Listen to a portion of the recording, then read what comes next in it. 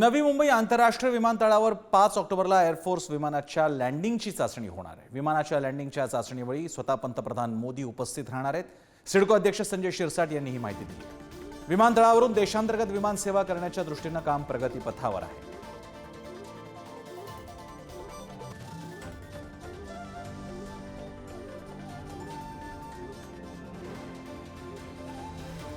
विमानतळावरून देशांतर्गत वाहतूक सुरू होऊ शकते।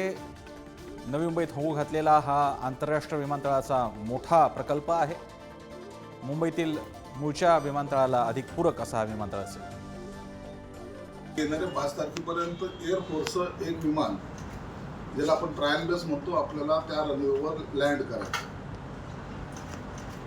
आणि त्या कार्यक्रमाला माननीय प्रधानमंत्र्यांचा सुद्धा त्यांच्या उपस्थितीत हा सर्व कार्यक्रम घडवण्याचा आमच्या मनोदय आहे। 5 तारखेचा हा कार्यक्रम झाल्यानंतर एअरफोर्सच्या विमानाचं सक्सेसफुल लँडिंग झाल्यानंतर मार्च महिन्यामध्ये डोमेस्टिक एअरपोर्ट चालू करण्याचा आमचा मनोदय आहे।